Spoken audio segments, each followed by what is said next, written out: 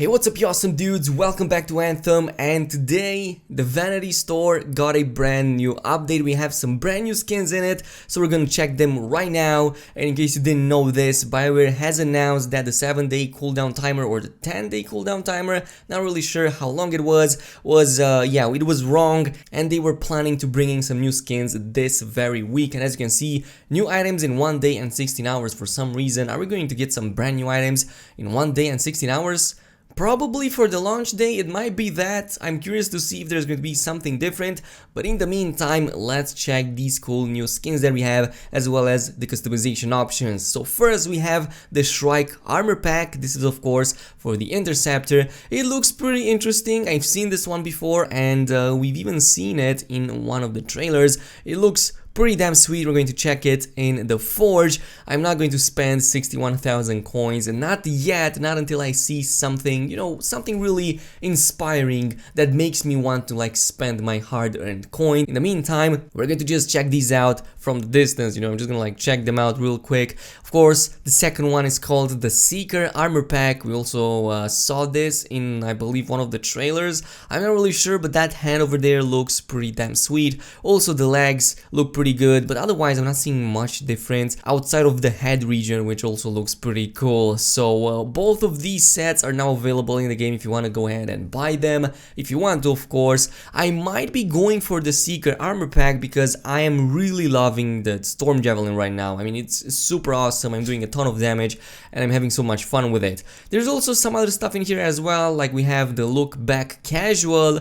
I think it's bugged right now and it doesn't work, but I think it should look something like this or something similar to this. You can put it on any Javelin, but it's currently not available here. We also have a brand new material in the metal category called Metal Battered. It looks pretty damn sweet, and not really sure how this would look on the Javelin, but at 5,000 coins it's not really that expensive, though I'm not typically the type of person who goes with the metals, so I don't think I'm going to buy this. The fabric one does look interesting, so I might buy this. I might check it out in just a bit, but in the meantime, this is how it looks from the distance. It looks really damn sweet, and especially if you want to go with that royal, interesting look, this is your go-to option. Then there's also finally the Decal Great Horned Predator, and yeah, this is something that I would see being suited for the Interceptor. Personally, I'm not playing with the Interceptor that much, so I don't really find the reason to even purchase this. It's also uncommon, so it's not really that big of a deal.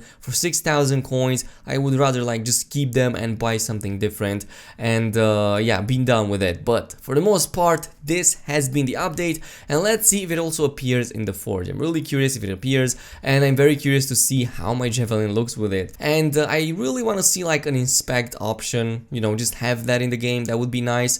Banshee, yeah, there you go. Seeker Torso. This one looks, man, it looks actually quite good. Holy moly, it's actually really nice. I might be even going with this one because it looks so damn good. Let's see, what about the head? The head region should look pretty good. So this is the head variant. Yo, dude, this is nice. Now this is some nice looking one. By the way, for some reason it says it's 61,000 coins just for the helmet, so I think that is a bug. Don't purchase it from here, maybe purchase it from the store itself, but don't touch this. Really, do not touch this. But let's see the arms. The arms are really interesting. Are they really that interesting? Oh my god, yes they are. Yes, they actually look very good. Holy moly, look at this. They look really sweet. How does the other one look? Yeah, the other one also looks nice. Pretty damn nice. Okay. I'm not gonna lie, I might be spending some coin on these, but it's just me, you don't have to listen to what I'm doing. And these are of course the legs. A little bit of clipping over there, not really sure how it will look with the full set, but this is the comparison and it looks really damn nice. Currently I have the Legion of Dawn customization, and I'm really curious how the Shrike armor set looks like. It seems that they have rotated it. This is of course the head. This is by far the best looking one so far. Yo, this is menacing as heck. Compared to what we already have, like the Razor helmet. Razor helmet also looks pretty good. Not that bad. But you can see a huge difference between the rare quality and the Shrike helmet, which is an epic. So this was just the head. Let's go with the torso. So actually these are the hands, never mind. Okay, these are the hands. Not as spectacular as I was expecting. like really light side on the arms. Like for example, this is how it looks with the Legion of Dawn armor set, and these are the default ones, which is basically nothing. So if I go back, these are the arms. Okay, not really that bad. It's just that the coloring is all black and I can't see the entirety of the set itself, but really nice nonetheless. And now let's go with the torso. The torso has to be good, man. There's no way. Oh my god, dude, this looks so freaking cool. I'm not gonna lie, probably the best chest piece right now in the game. And you can also see some, I believe, I'm not really sure what those are, maybe grenades. Like, even though he doesn't use grenades. You can also see it changing your wings, whatever you want to call those, but it changes those. It changes those as well, and not just that. I mean, look at that, it even adds stuff here on your butt, well, on top of it. But then we have the legs themselves, and I believe this is my favorite so far. I've seen this before, and probably these have to be my favorite legs. Like, compared to these other ones, and these are not really that great. Even if you go to the Legion of Dawn stuff, yeah, these are okay, but not really the best. If you go to these ones, to the Shrike legs, and there's a lot of stuff going on. Like, this epic looks just that, epic. And I'm really tempted right now to like purchase it, because even though I'm not playing with the Interceptor, I'm really tempted to purchase it because it makes my Interceptor look so much better. Seriously, it's a really tough decision, but for now I'm just gonna leave it be. At least up until I'm maining my Interceptor, I'm going to refrain from purchasing anything. So yeah, I'm not going to do any of that.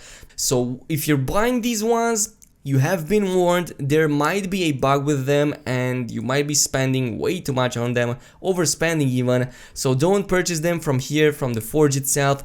Go into the actual vanity store if you want to get them. But yeah, as I've said, BioWare will be bringing a brand new update this Friday. I already talked about most of the patch notes in the previous video yesterday, but it seems that the actual patch notes are much more extensive than that, and there's a ton of balancing being done. A lot of items, especially weapons, have been buffed significantly, and I'm going to go over a few of them because this is really damn good, especially for some of the weapons in the game that I was hoping to see in a better state. Like for example, we have the Deadeye, which has increased spare ammo from 10 to 20, Cloudburst has had increased damage from 16.3 to 21, that is a huge buff. Torrent has its damage increased from 22.2 to 28. Then there's a bunch of buffs in the game for most of the javelins. We have one for the Ranger, specifically the Inferno Grenade, which has its base damage increased from 130 to 175, which makes it even more viable. It was already very good as it would provide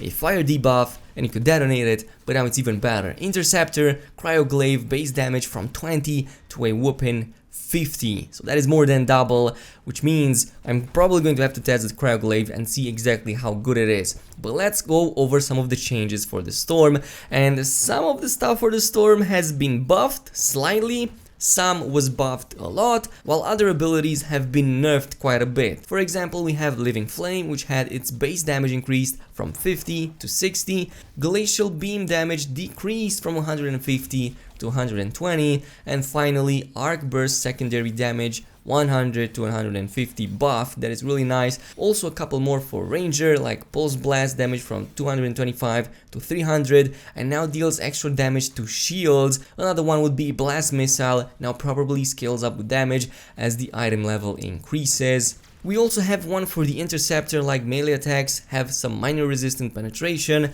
It's pretty good, but on the Grandmaster difficulty I'm not sure how much that will help, honestly, because currently if you're playing Grandmaster as a melee class, you're going to get wrecked. One little graze or hit, even a stray bullet, can take down your entire shield and sometimes even destroy you completely, so you have to be careful with that. Interceptor right now is the toughest to play, and Grandmaster for it is really unforgiving. I'm not really sure if this is enough to buff it up.